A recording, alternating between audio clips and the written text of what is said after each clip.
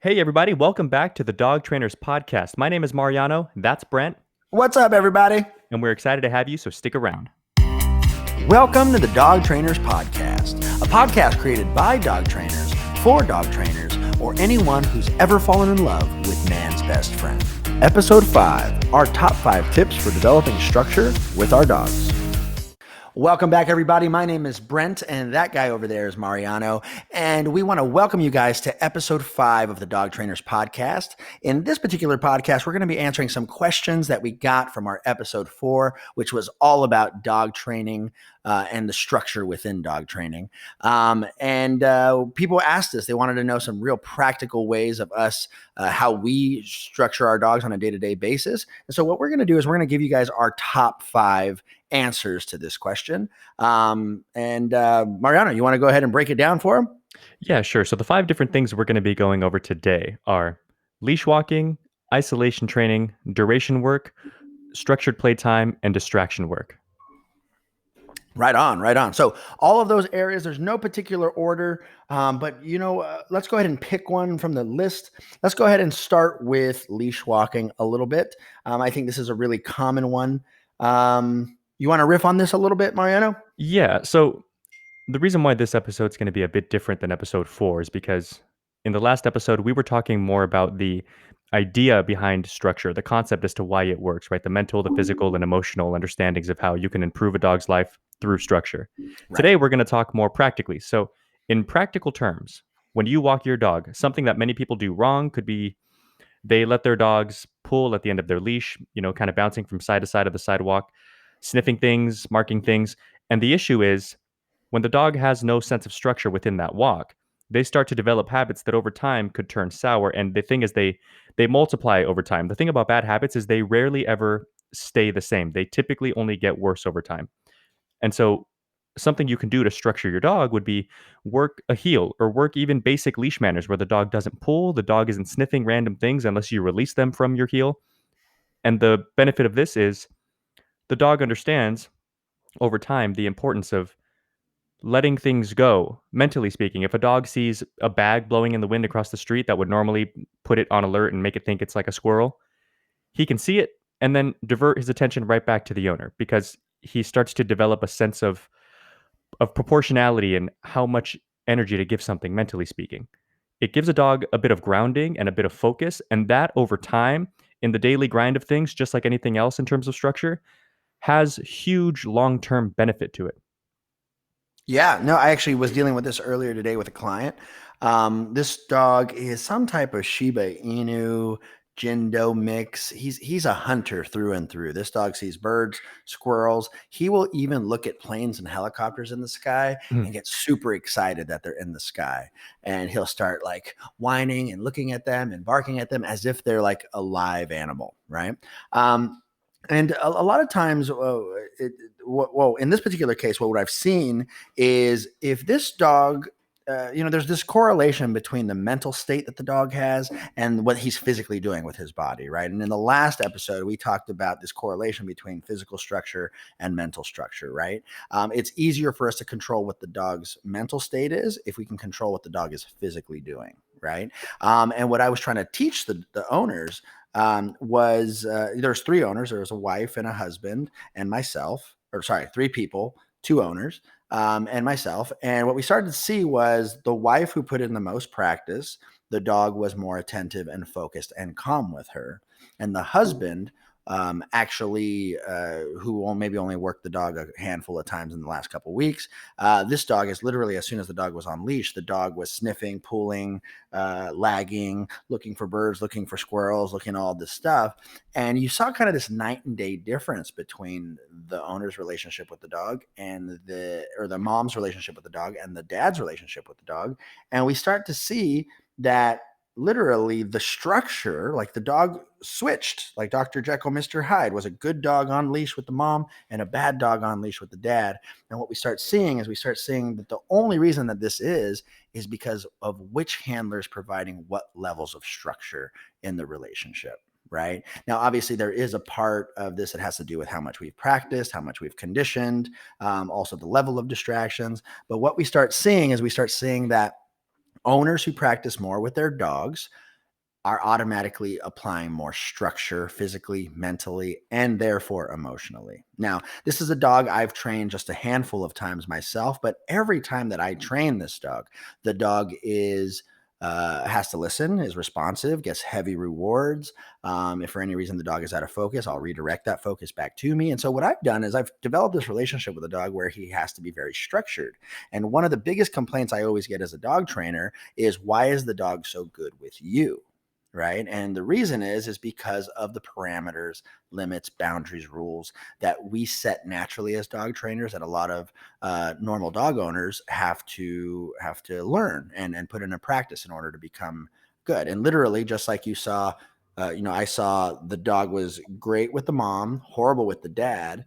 The funny thing is, when the dog handed the leash over to me, or when the mom handed the leash over to me, the dog was significantly even better with me than with the two of them. Right. And so there's this interesting thing that happens as dog trainers where the dogs tend to listen to us more upfront after training or after a few sessions, only because we speak very directly to them and we're very clear with the boundaries and limits that we set, particularly on a walk as well. Then eventually our goal is to shift that over to the family that owns them. Yeah, 100%. I always tell people there's a big difference between what a dog knows and what they're willing to do for you. And what they're willing to do for you depends on how they feel about you, and that depends on the day-to-day structure. Mm-hmm. Mm-hmm. So one thing I want to do is I kind of want to, for people listening, we're talking about leash walking right now, right? We're talking about structure in leash walking, and what I want to break down to you guys is kind of a um, a perspective a little bit, so that hopefully maybe you can see if this is what your dog does, or maybe you've seen improvement through dog training. Um, Dogs have two ways of thinking with stuff out on the walk. Okay. They are either going to indulge in whatever habits have been conditioned by their previous environment or by their instincts. Okay, so let me explain that. There are some dogs who, let's say that it's a rescue dog. Their previous owner let them sniff and do whatever the heck they wanted and mark every single tree that they ran into. So, guess what? When you adopt that dog, you're going to notice very quickly that that dog has an obsession with marking on the walk, right? Or pulling, or doing whatever they want, or looking for squirrels, or some situations, lunging at the dogs that they see, or running at passerby, or chasing passerbyers as they come by, right? So there could be a whole series of habits that the dog could develop on a walk. So what their previous environment or their instincts developed, or your dog can do what you develop them to do, right? And so this is very binary. It's either this or it's that. And a lot of times what happens is we see prior to dog training, a lot of people choose the first one. They choose by allowing the dog to do whatever their instinct or their previous environment taught them to do, right? And what we see is that there becomes this obsession over things that don't benefit us in our relationship with the dogs, right? Our dogs are more interested in the environment than they are with you. And this unfortunately kind of puts us in a bad situation over time, because when we need our dogs to listen to us outside, we don't have the mental structure or emotional structure set in place to be able to call upon the dog's obedience or participation at any given time. Right. And so one of the areas that all dog trainers will agree is that you have to structure your walk. And the way we structure walks, there's so many different ways of doing it. But the main goal is we have to make sure we increase engagement on walks up to the 80 to 90% of the time. Right. Right. And have very strong recalls. So if we do allow our dogs to sniff or wander off, that on command, we can get those dogs to come back immediately. So that way we can give them direction, right? So that's one thing I could say all dog trainers will agree upon. And if for any reason you guys are not practicing engagement or loose leash walking or, any increased focus on the walk, we can pretty much say with a high level of accuracy that your dog doesn't listen to you that well. Just saying. Yeah, and I think a big thing too, to be clear, you touched on it, but I just want to make sure that we specifically point it out since we're doing practical advices. Mm-hmm. One thing that I get a lot of is there are even those owners who understand the importance of, or at least they see in very clear terms how wrong it is when a dog does something they shouldn't do, and it's typically like, well, my dog reacts to other dogs on walks, and I already know that that's bad. Like before training, I've already looked into various training tools and methods and things like that, and that's great. Where Hmm. they tend to fall short, though, is even if they go with a certain tool and they, let's say, correct or redirect or whatever the case in the moment, and they do it, not so poorly. They do it somewhat correctly, and then they wonder why they're still struggling. Right. Where they tend to mess up is they don't do the groundwork. They don't work Yeah. the heel or the command or the expectation that the dog should be in clear Right. understanding of Right. before the distractions happen. Right, right, 100%.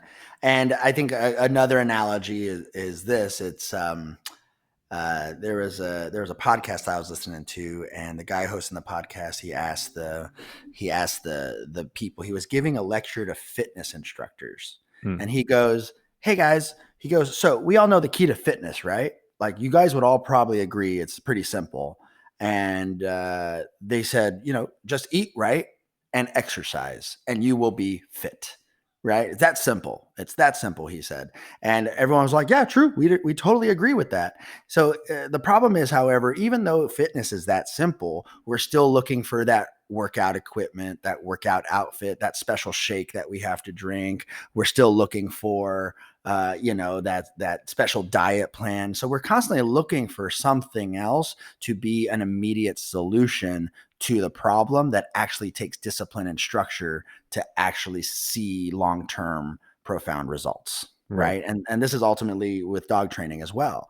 One thing I did tell my clients today, as I told them, I said, so you guys see how the dog goes from 0% focus to 85, 90% focus after just a couple of these practice drills. And luckily, these clients were athletes, right? One of them was a professional figure skater. So I talked to her. I said, you have to know that when you're training this concept, teaching the dog to engage, not pull on the leash and focus, this is something that has to be practiced and rehearsed over and over and over. And what she does is she stops me and she goes, like turning and figure skating. Right? And I was like, I had no clue about figure skating. And she was telling me, she was like, yeah, there's every move you have to practice, practice, practice till it becomes part of who you are. Till it becomes a natural movement for you. And we went over this a little bit in the last podcast, talking about the importance of conditioning.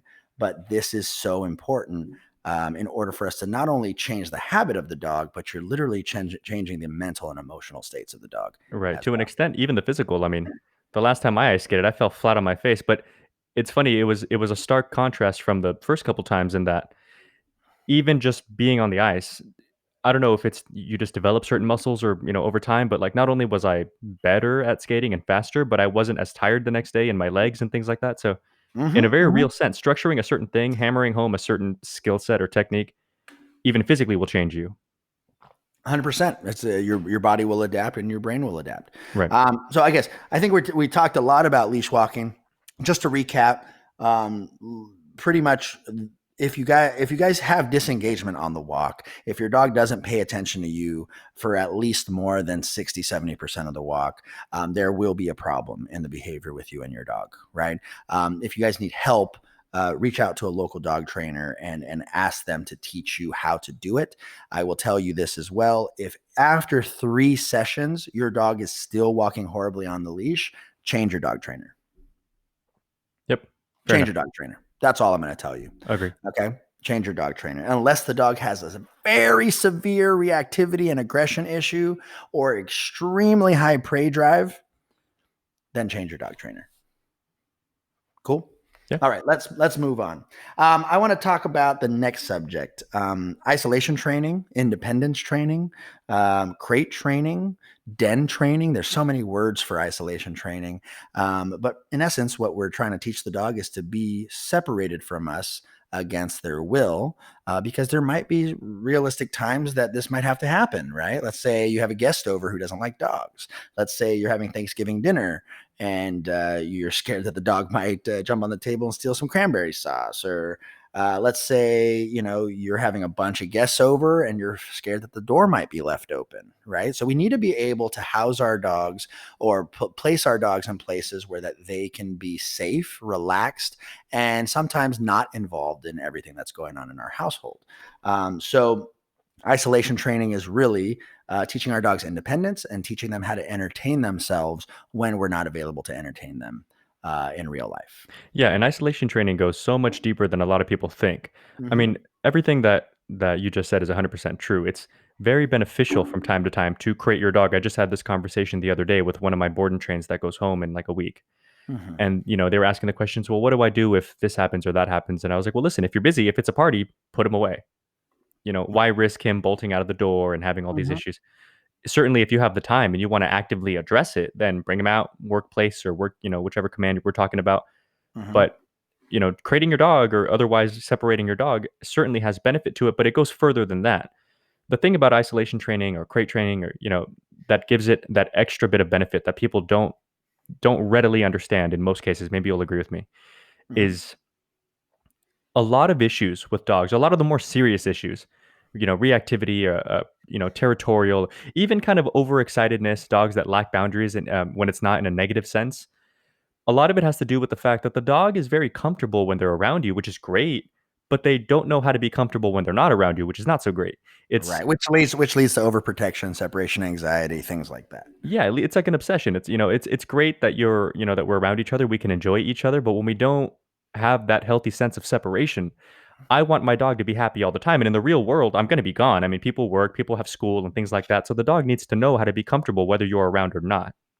Right, 100%. And you were touching base on it a little bit, but I think the sometimes guilt kind of gets in the way of this form of structure, right? Right. People feel bad because we'll explain why people feel bad.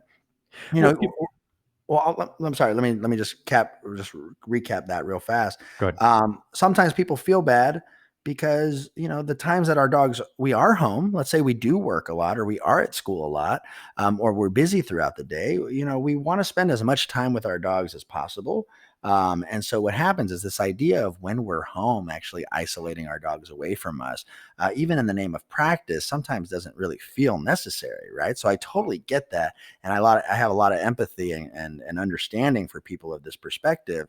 But always what the indirect problems that could happen if you don't teach dogs this is that dogs wouldn't learn, as Mariano said, how to cope with you actually leaving or being away from you for certain periods of time.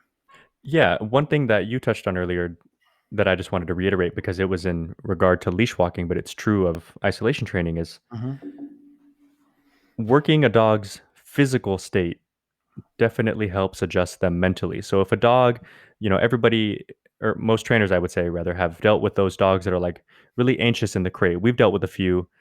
You put them in there and they like salivate and whimper and dig and spin. And when you start working commands like downs and just teaching them protocol that would help them relax, because of course mentally and emotionally they're super wound up and you can see it and Hmm. you can hear it, but Hmm. physically you're asking for stillness. Hmm. Over time their body kind of comes to a happy medium somewhere, and then it just gets calmer and calmer with practice. Right. Right. And that's the big thing. It does take practice. And a lot of times it's hard for people to get over the initial whine, cry, bark, trying to break out of a crate or ripping down the puppy pen or the baby gate. Right. And so in situations like that, it's again, there's so many solutions in the books that we could give you guys on how to do this. But just understand that being able to comfortably isolate your dog or separate your dog from you and the family on occasion is super important to the dog's mental health. And also it provides you guys with a whole different level, another option, right? I can't explain enough how many people who don't have this option, and it's so simple to develop. I even had one of my trainers when she first started with me. She has two dogs, and one of those dogs would come to work every day. And her first week, I noticed that she just let the dog kind of walk around everywhere. And I was like, "Excuse you, what are you doing?" And she's all like, "Well, she gets bored and she whines." And I said, "Well, has she ever been trained to be away from you?" And she goes, "Well, she hangs out at my apartment all the time." And I said, "Okay. And does she whine or cry there?" And she's like, "No." And then I was all like, "So when you leave her at home, she doesn't whine or cry?" And I said, "So what would happen if we left her behind this baby gate in the laundry room?" Well, we did it, and the dog started whining, barking, and crying. So now all of a sudden, she's just like, "Oh my God, no, I don't want to leave the dog there." And I said, "Okay, I'm going to teach you how to train this. Understand your dog doesn't whine, bark, or cry when you leave the apartment because your dog understands that you'll come back. Right. Your dog understands that everything's going to be okay. You've trained her from the time she was little that mommy comes, mommy goes. But now that your dog is at work with you, your dog wants to be with you because it's a new environment. She gets bored. She wants to interact with you. She gets jealous that you're interacting with other dogs, et cetera, et cetera. So we have to teach her the same skill to be separated from you occasionally, even when she's at work, right? So now her dog can spend time in this area for 1, 2, 3 hours in her shift. Then she goes and takes the dog for a walk, and the dog sleeps like a baby, relaxes, chews on a bone, hangs out, where the first initial week, drooling, salivating, crying, whining. And luckily we were able to get over that cap. But sometimes the hardest part for people is to get over that hump of the whining, barking, crying, trying to escape. Right. 100%. Right. Cool. So that's isolation training, guys. We do recommend tip number 2, make sure you isolate train, den train, crate train, confinement train, whatever you call it. It all means the same thing. Teach your dog to be separated from you occasionally, and also teach them to like it with toys, food, and some fun puzzles and games. Okay. Third thing we're going to do, duration work. I like that one. You want to riff on that a little bit, Mariano? Yeah, I'm glad to start with this one because I purposely left out place command because a place command can kind of be a form of isolation training, but I wanted to save it for duration work because I think that's where you can really start to push a dog's patience over longer periods of time. So, just to touch on it very clearly, isolation training. If your dog's great in a crate, that's awesome. If you want to step it up a little bit, an example being you have a party, Super Bowl Sunday, something like that, Thanksgiving, you can bring your dogs into the corner of the room, put them in place, and leave them there. It's still a form of isolation, but they're in the room with you. But the key is don't let them use distractions in order to break that command. And it's a bit more high stakes because the dog, physically speaking, has the freedom to move, but mentally speaking, they have to learn how to bring themselves back to neutral and not break commands. Got So it. to move it on to duration work, even people who know about place commands or downstays, and I think you can agree with this too, they do them, but they always seem shocked whenever we talk about the benefit of doing them for a long time. Whenever I tell somebody, a well-trained dog that leaves my training program, by the end of it should be placing for like 90 minutes at a time Yeah. Yeah. with Simple. distraction. And people are Yep. always like, "Really?" But it's a very beneficial mental tool for the dog to have because if things are going on around them, Right. they want to engage, but they need to learn how to let these things go and relax. Totally, totally. I agree with that. And yeah, and I think let me talk about the problem I see a lot in just training in general. Again, if you guys recall back to maybe some of our other podcasts, if you guys haven't listened to our other podcasts, there's 3 stages of training. There's the acquisition of a skill or the teaching of a skill.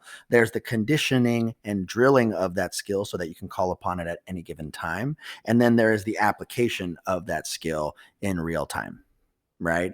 And so these 3 particular stages, a lot of times when people are teaching their dogs to stay, be it in a sit position or a bed position or a down position, it's only for like 4 or 5 seconds.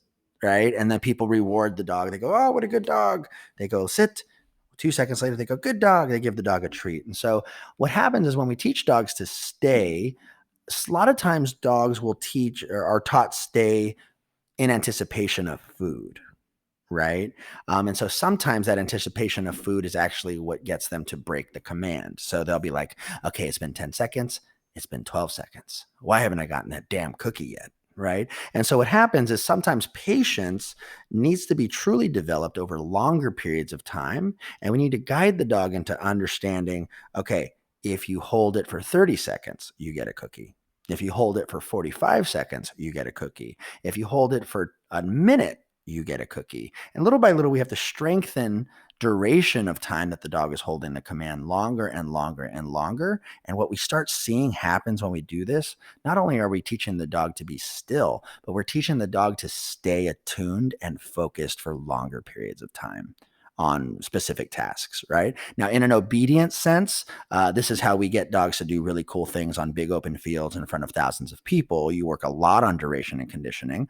But from a homeowner sense, when we work on duration work, we're actually teaching our dogs to not feel that they have to be so involved in everything, right? So the average dog, someone comes home, they run to the front door, they get excited, they go grab their ball, they're jumping on the person, and for the next 30 minutes, the dog is not leaving that person alone, right? And yeah, the dog might miss their owner and be excited, but what ends up happening is there are going to be situations inside of our lives with our dogs where our dogs don't necessarily need to be involved in everything, right? The dogs can be nosy, right? For lack of a better term, they could be nosy and want to bark at the front window, go to the back door, chase the squirrel, when in actuality, all we really need to teach that dog to do is stay for long durations Yeah, and well, relax. the work, the key, the benefit of duration work is it's the same sort of issue, the same sort of root problem that exists in basically every major issue in dogs is too much arousal. They're ungrounded and they don't know what to do with all their energy, so they just do whatever instinctually they think they should do, or like you said, whatever they've conditioned themselves to do in the past. But they're just responding to this rush of energy. Mm-hmm. And what you find is over time, over long periods of time, 20 minutes, 30 minutes, long place commands. When you work food with a dog, and you can work food with long duration, you'll notice when you're first starting place or bed and you place, the dog flies over to the bed, plops to the bed, and is staring at you, tail wagging, super excited, waiting for the release so they can chart, like so they can come and get the food. It's a very high energy game.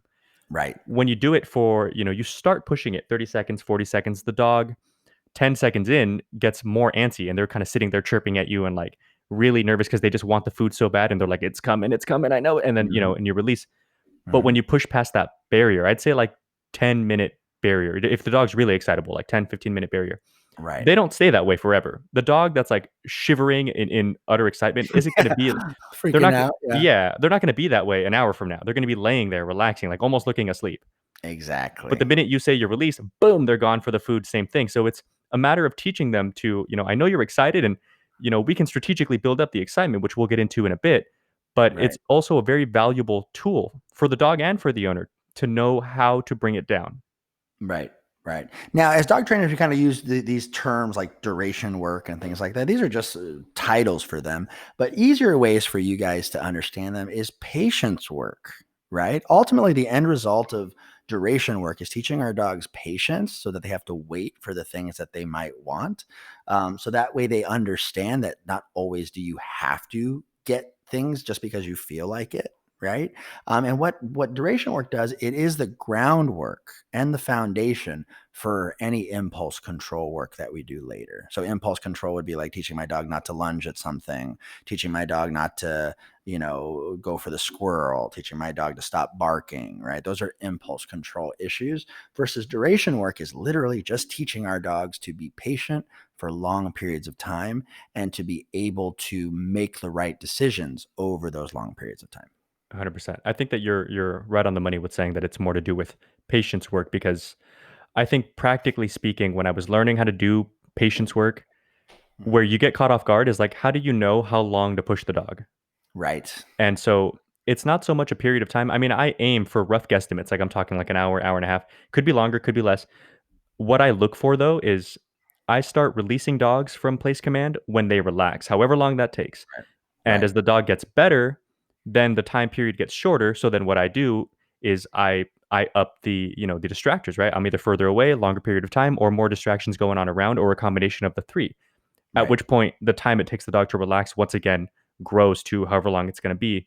Mhm. And that's how we push it. Once the dog learns how to relax, somebody walks in the door and your dog is on edge. They don't move out of place, but they're kind of looking around a little too Mhm. excitable. Mhm. I leave them there, remind them that you need to like lay down and let it go. When they finally kind of ease back into their relaxation, then I'll release the dog.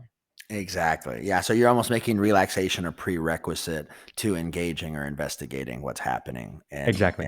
in the room. Yeah, I totally get that. I totally get that. Now, these type of concepts, guys. So to kind of just be clear, your dog does have to know how to sit first and lay down, and basic concepts of stay, right? Before we can actually start getting into real transformative duration work.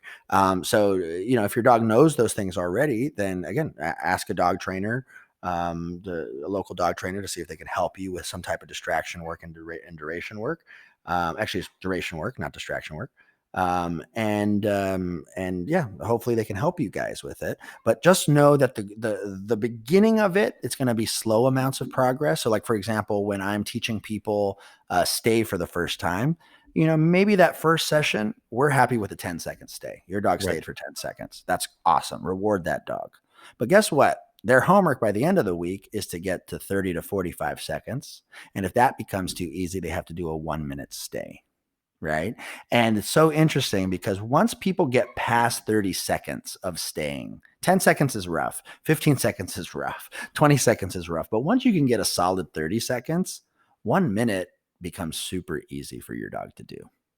It's really 100%. crazy. After 30 seconds, your dog kind of loses track of time. So if you guys can't do a 30-second stay, then work up to a 30-second stay, but just trust after 30 seconds, it becomes so much easier for your dog to stay for 45 to a minute. And you know what? If your dog can already do a 30-second stay, why isn't your dog doing a minute stay? You just have to push it just a little bit more. So go ahead and push it just that tad bit. Practice it both in the sit position and the down positions, or Mariano was talking about a place command, and all of this duration work will start adding up and start strengthening that muscle of patience and impulse control. All right. 100%. Cool. Let's see. What's the next one, Mariano? You want to read that off? Yeah, structured playtime. I'm excited that this one's coming next because you just touched on the importance of it right at the end of duration work there.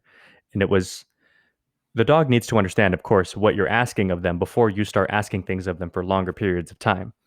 So, structured playtime, obedience drills can be things like, you know, when we say obedience drills could be a fun game out of it. That's when we're talking about really quick repetitions, place, break, place, and the dog is just flying back and forth, really Mm-hmm. kind of hammering it home. They're very their excitement levels are very high. So we're not working the same sort of skill set as we are in duration, but we're just kind of building the prerequisite. We want to make sure that the dog knows exactly what they're doing and really drill it to a point that it's almost not a thought. Like when you're driving, you get so good at it that it doesn't really take up mental bandwidth anymore, and you're free to do other things safely, like have a Right. conversation. So Right. you Or can do text. No, don't do yeah, it. don't Everyone well, does it in America. Come on. yeah, no, don't do that. Um, but yeah, so working mental drill, and that can be anything. It could be just working sit, break, sit down, and just hammering obedience drills home, making it high energy yourself with lots of fun, lots of toys. A really fun way to go about it, which is why we call it structured playtime, is to make a literal game out of it. I know Mhm. that with certain high energy dogs, like I love seeing people work, like Mally puppies that are going to be like, legit competition dogs one day, and they're just so driven. I mean, they like food, but they love the tug toys, or Yep. the bite sleeve or what. So Yep. that dog is only too happy to do whatever you ask for it, even for long and very demanding play sessions. And it's amazing to see what you can get out of the dog when you know how to appropriately motivate them. Right, right. And so I want to kind of break down the structure of a game, and then we're going to go over what a structured playtime is. Okay. Okay. Um, a lot of domesticated dogs, they don't know how to play completely. I wouldn't say they don't know how to play, but they don't know how to play completely. And so we'll talk about what the definition of an actual game is. In dog training, you said this term in the last podcast. You said a positive feedback loop, Yeah. right? So just to recap what a positive feedback loop is, a positive feedback loop is a system where the behavior that the dog is doing leads to something that reinforces the next behavior, which loops back to the beginning, which so let's say behavior one happens, reinforces and inspires the dog to do behavior two. Then the end of behavior two inspires the dog to do behavior one again. And then it triggers behavior two. And then that end of trigger behavior two triggers behavior one again. And so what you start seeing is there's kind of this loop that happens, right? So a very common one is the game of fetch, right? So I grab a dog or I grab a ball and a Throw a dog. dog. I Yeah. throw the dog. I grab a ball. I throw the ball. The dog is naturally driven by me throwing the ball to go chase it. That's behavior one. The dog puts the ball in his mouth. And now the behavior of bringing the ball back to me is triggered, which makes me throw it again. Right. So this becomes a behavior loop. So behavior one is chasing the ball. Behavior two is bringing the ball back, which starts the whole cycle over. I grab the ball and I throw it again. Right. And if we kind of see any game that people play, look at basketball. It goes to one side of the court, the other side of the court. Look at tennis. It goes to one side of the court, the other side of the court. Right. And same thing with football, one end of the field to the other end of the field. So what happens is one pretty much offense creates a defense. There's always the yin and the yang of playing. And what we see in play in general is sometimes the dogs don't finish the loop. Right now, let's talk about like in the game of fetch, for example. I know a lot of clients that their dog will grab the ball, bring it back, but they don't do what? They don't They drop it. don't. They don't drop it or let it go, right? So guess what? You have to teach in obedience as part of the foundation. Mm-hmm. Drop it, right? You have to teach that fundamental skill, or else the loop in play is broken, right? Same thing with tug of war, right? You mentioned Mal's earlier, Belgian Malinois, for those of you guys listening. But sometimes these dogs, you could have a cookie next to them, or you could have a tug toy, and they pick the tug toy 80% of the time, right? So it's really interesting because the desire, the thing that the dog likes is to competitively tug against that toy. And it's so funny, if you throw that toy away, like get out of here, and you throw it, that dog will go grab that tug toy, bring it back to you because he wants you to tug on it. Right. Right. And so this is, again, a positive feedback loop. So anytime that we train dogs or play with dogs, we have to make sure that the loop, or I call it a reinforcement loop, but there's so many names for it, that the loop is complete, right? And if that loop's not complete, we have to figure out what area sucks, and we have to teach that specific area. So again, in regards to fetch, there are dogs who chase the ball, they just don't bring it back. Right. There are dogs who bring toys to the owners, but if you throw it, they won't grab it, right? So behavior 1 needs to be taught, behavior 2 needs to be hot, and any kink in the loop needs to be fixed. Yeah, 100%. I can say that my personal dogs, all 3 of my personal dogs, now that I think about it, none of them were fetchers naturally. I had to teach all 3 of them how to fetch. They would either there was a disruption in the link somewhere. They wouldn't bring it back, or they wouldn't let it go, or they just wouldn't chase it in the first place. But then once I got fetch itself going, I saw over time, they'll do it. Let's say after a couple weeks, we actually get fetch going. They bring it, they drop it. But then a couple weeks after that, they're more excited because they've had time to really learn to enjoy the game. Right. Right. Right. They get comfortable with it. So again, they're kind of, their mental bandwidth is free again because they're not calculating every little move anymore. It's just muscle memory now. So Mhm. then I would step it up, and now we get into structured playtime. I mean, fetch is already a structured game, like a sport, but I can add extra structure to it. Hey, Simba, sit.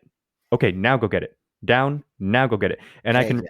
I can really push. I can, down, throw the ball. He sees it and he's like on edge, about to break. And if he doesn't, then I release, now go get it. And you can start to make obedience out of it, but he's so driven for the ball, I don't even think he's aware that we're training so much as we're playing. Right. And here's a perspective that that the average dog owner doesn't have. But it's super important, right? So you look at 2 sides of the spectrum. Let's say you have a dog that's very driven, loves balls, squeakers, food, you name it. In essence, to achieve balance, we have to not only play games with the dog, right? So a lot of times people will say, my dog will chase that ball for hours, and they throw the ball, they throw the ball, they throw the ball, they throw the ball, they throw the ball. And if you guys remember from our last podcast, we talked about how with certain breeds of dogs, they're just built to, when they engage in an impulsive behavior, their body gets hit with some dopamine, some reinforcing chemicals, some feel-good chemicals, some adrenaline. And what happens is they get an extra boost to keep going for another 10 minutes. And they keep getting recharged. So this is more of a working breed, Vizsla, Weimaraner, Belgian Malinois, anything high drive, a terrier, something like that, right? And so what happens is on this side of the spectrum, the way we teach them to calm down or to be more balanced is through structured play, right? But on the opposite side of the spectrum, we have dogs who don't know how to play, and maybe they were never taught how to play. And if they don't learn how to play, they don't learn, like Mariano's dogs, that positive release, that ability to have fun, that expression of running or hunting or chasing or being competitive, right? Because that's ultimately what play is for Right. dogs. Right. And so on both sides, if you're the type of owner that says, my dog, or if you're a trainer dealing with someone like this, my dog doesn't play. Oh, there's games. We just have to figure out what the right starter games are for your dog. Right. Yeah. Yeah. And We've then met if some your pretty dog, nervous dogs. I don't think we've ever met a dog that didn't like one game or another. yeah. And again, it's going to be a slow process, but I tell you what, when you teach that dog to play, you will see the confidence that develops in that dog. right? Play is one of the most important things across the animal kingdom. And if you can take a dog who doesn't know how to play, teach them how to play, and you're going to see that just providing that structure, that discipline of what the dog would consider to be like a sport, like chasing the ball is a sport, tugging is a sport, finding food hidden in between the couch cushions is a sport, right? Like little things like that, it builds the dog's confidence, where you can take an insecure dog and build their confidence to a more balanced level. On the flip side of that, you could take a wild, spastic, untamed dog. Shout out to your I was dog. going to say, An untamed dog, and tame them through structured play. So this idea of play and obedience working hand in hand, it has to be developed. So that way we can burn the dog's mental brain calories pretty much, right? If we can burn more brain calories, we have happier dogs. yeah, one thing I just want to touch on before we move on here, because I think we've hit this very well, is what you said earlier. I liked about breaking down the concept of the positive feedback loop itself, Mm-hmm. and the other aspect to it being, of course, in and of itself, a positive feedback loop is something that reinforces itself. And we got into the whole, the dog needs to know the whole thing so that they can do the whole thing. But Mm-hmm. in terms of overall structure, the overarching idea of this entire podcast is the more the dog does it, a clear example of why it's beneficial is when you're giving someone or a dog a structure, you're giving them a tangible goal, a directive. Like in basketball, the goal is put the ball in the hole. And once you have that, you know whether or not you did it, which means the dog now has the opportunity to win. Technically, the Yes. dog also has the opportunity to fail, but that's where proper training comes in to limit those opportunities to very minimal. And check it out. The dogs will fail many times in play, but that's the fun part of play. Right. Sometimes my dad wins or my owner wins, and sometimes the dog wins, right? And this is the important part of play. It's even if you study dog behavior where dogs play, sometimes one dog's on top pinning the other one to the ground, and then they will on purpose switch with each other. So don't look at play as a competition with your dog. Look at it as a contest. Right. Sometimes I win, sometimes you win. Okay. Next time we're going to see who wins. Right. And so little by little, this way, both parties, the owner and the dog, can actually take some enjoyment out of this. Yeah, it's like a competition, but you're both on the same team. It's can we Yeah. get better? Can we get better? And just keep pushing that over and over. But over time, when the dog has a very clear understanding, bring it back to me. Okay, there you go. Good job. Here you go. Here's your reward. Here's the ball. I know you like it. And then when they get better at that, okay, sit down. Oh, good. There you go. There's the ball. And so they have tangible, very clear examples that even the dogs understand of, oh, I've done something right. And that becomes its Right. own positive feedback loop to combat the negative stuff. Right. Totally. Totally. Awesome. Hope that was helpful, guys. All right. We have one more, Mariano. Let's talk about it. Let's do it. Distraction work. Okay. So 3Ds in dog training: duration, distance, and distraction. You guys may have been taught that before or heard of that. If you guys haven't, pretty much anytime we're teaching dogs self-control, both mental and emotional, we have to have distractions. Now, the way I like to teach distractions to my clients is very simple. There are three kinds of distractions that happen. There are social distractions, which are anything that are alive, right? Anything that's alive. It could be a dog, it could be a human, it could be a child, it could be a bird, things that are alive that the dog wants to interact with in a social way. That's why I call them social distractions. So just to differentiate, if my dog wants to eat the cat, that is not a social distraction. If my dog gets excited to see cats and tries to play with them, that is a social distraction. Make sense? So the prerequisites are the thing has to be alive and the dog needs to not want to hurt it or eat it. Well, the dog wants Okay. to socialize. They want to socialize. That's the key. All right. Number two, I call these ones excitement distractions or drive distractions. Okay. Excitement distractions are things that get the dog hyper or hyper distractions. Yeah. Things that get the dogs hyper. Right. So these are going to be, could be the presence of food. It could be their tennis ball. It could be their squeaky toy. It could be that parent that spoils the heck out of them that they really, really like to see. So whatever it is, the thing that really gets your dog uppity, alert, and excited, but in a happy way, not in an aggressive, dominant type of way. Okay. Right. And then we have kind of more of our fight or flight distractions, right? The things that either piss our dogs off in a defensive way or things that get our dogs insecure or defensive. right? So your dog can either be protective or defensive. Okay. So we have social, we have things that get your dog excited, and then we have our fight or flight distractions. Okay. Now, ultimately, what we're trying to do, we are trying to teach a dog to control their natural impulses. Okay. So impulses and patience are two different things. We talked about how duration work helps develop patience in your dogs, but impulse control is specific. Impulses are specific from dog to dog, right? There are some dogs who love food, some don't care. There are some dogs who love affection overall, some don't care. Some dogs chase squirrels, some dogs only chase cats, right?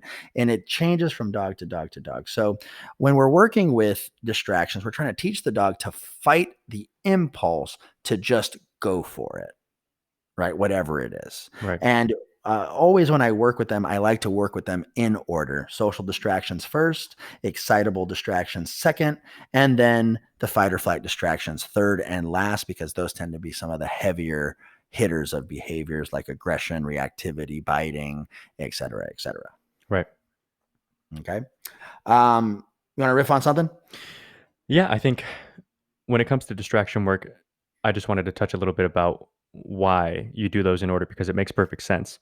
When we talk about the final one, the fight or flight distraction, we save that for the end because when a dog is nervous or otherwise anxious and angry, that's when they're least kind of present and balanced. And so, They're not even learning. They're not exactly learning at that time. right, they're not Yeah. learning and they're not really in a position to intake information. So, Right. a lot of times you'll hear owners with that, my dog is great. We're walking and then he sees another dog and he just sees red and it's like he can't hear me. It's like he doesn't understand Hmm. me. And, and Hmm. the dog is just in a place where, the cup is full and there's no way to pour anything else into that. So when you start to teach them to control themselves under distraction in smaller quantities, you're just kind of pouring a little bit more out of the cup at a time so that there is actually space in there so that you can inject some obedience in there. So dogs Yeah. sees whatever it is that sets them off, like a bike at night or something. And, you can see their arousal levels kind of climbing before the dog actually lunges in most cases. You'll see them kind of get stiff and, the process starts somewhere. And as you start to calm them down and they're in a position to actually hear you and listen, that's how you can start getting into those things. But that kind of thing takes time, which is why we save it for last. Right, exactly. And also, another reason why it's last is because it takes repetition to teach our dogs to control their impulse. And so many times people will say, again, my dog is great, but he does this one thing that's bad. And that one thing that's bad is he's either destroying something, trying to kill something, or being so compulsively annoying. Right. And the problem is if you try to work with the scary distractions, the things that make your dog scared and defensive, it's not going to be enjoyable work.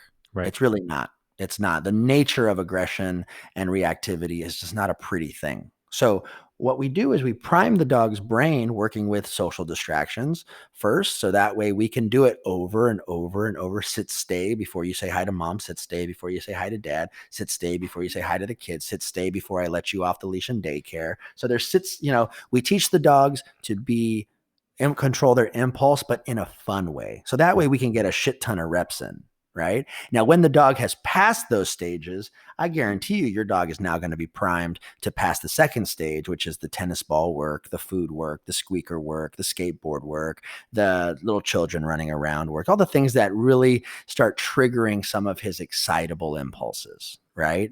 The things that get him super happy. And then if we do that properly, now our dog has the capacity to actually go into the fight or flight distractions and actually have the ability to combat that. Yeah, they have a chance. When you're put under stress, there's a reason why whenever you put yourself under stress, whatever the task is, you hammer it home to a Mm-hmm. ridiculous extent before you do. When you think of like training, like jujitsu, boxing, whatever, you train a lot before you ever compete because competition is stressful and it's scary and you're going to get hit and things happen. And so Mm-hmm. thinking is just not going to work out. You'll be too slow. But when Yeah. it's just automatic, you have a chance to actually stay, in the zone, so to speak. Yep. Yep. 100%. So that's what we would call distraction work, right? So let's go ahead and recap these five. So leash walking, isolation training, den training, crate training, confinement training, whatever you call it. Duration work, which is getting our dogs to learn to be still for very long periods of time. We're talking 30 to 45 minutes at the end, right? Obedience and structured play, obedience drills and structured play. So structured play is make sure that you develop that positive feedback loop or that reinforcement loop where the whole loop of the play session is complete, right? And then the very last one is our distraction work that teaches our dogs impulse control, right? If you guys focus on these 5 things with your dog, and you guys are successful at it, we guarantee that just the level of cognitive thinking that you can see your dog doing, that the level of loyalty, the level of peace of mind that the dog has in their everyday lives, and most importantly, they're going to be more enjoyable for you guys. They're going to be more enjoyable. That's the most. My biggest mission as a dog trainer was teaching people that they can do so many things with their dogs. Take them to parks, take them off leash, take them to a friend's house. If you put the work in, like these are the types of things that we strive for. I'm a big believer. The more involved the dog is in your life, the better dog you're going to have, right? A lot of times those people don't spend time with their dogs because, to be honest, they're not controllable or they misbehave in certain circumstances. So Right. if you guys practice these 5, we know that your life will be so much better on a very emotional and practical level. Yeah, and a big key of that too is the dog's life will be better as well. So a big goal of mine all the time is helping people understand. Of course, obedience has its obvious benefit in terms of the owner. I mean, no one needs to explain to an owner why it's better for them if their giant dog doesn't pull them down the street and like knock them over. But the thing is, from the dog's perspective, when they know these things, they have these skill sets kind of add to their tool belt. They're calmer, they're happier, they know how to be a little more resilient with the ebb and flow of life because things, these distractions come and go. Mhm. I just wanted to point out very quickly before we wrap up here the last 3 points: duration work, obedience drills, and distraction work. Once you get to the point in training to where your dog is very competent in all 3, you can take the like the I'm losing my words here. You can make it even tougher by mixing them in rapid succession. So I'd go from, Mhm. you know, obedience drills, place, break, and the dog is nice and excitable because I'm releasing very quickly and rewarding very like profusely, lots of food, lots of playtime. And then right in the middle of it, I cut it with a long place command. So the dog is just excited because we just did a bunch of repetitions, and then they're going to have to sweat it out until they relax, at which point I'll release them again, do it again, bring them up, Mhm. bring them down, and you can really kind of round them out.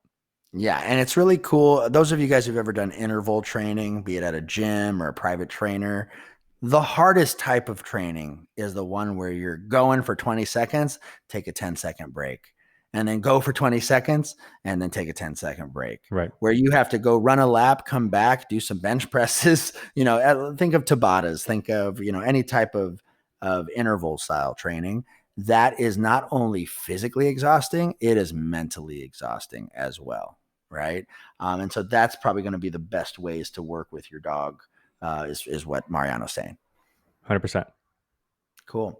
Well, we really are so excited that you guys stayed and listened to the rest of this podcast. Again, this is episode 5, our 5 top tips on how to structure our dogs in everyday life. If you guys have any questions or comments, please leave them down here below on the YouTube channel. If you guys have any other questions that you guys want to ask us in private, please go ahead and instant message us on direct message us on Instagram, or go ahead and email us down here at the emails below. We're going to go and leave them there. And this podcast is just short of an hour, but we really hope that this was really helpful for you guys. If you guys have any questions about behavior or dog train or anything that we also talked about, write us those questions and we're be excited to reply back to you guys. All right. We'll see you guys soon. You take care. Thank you for listening to the Dog Trainers Podcast, a podcast created by dog trainers for dog trainers or anyone who's ever fallen in love with man.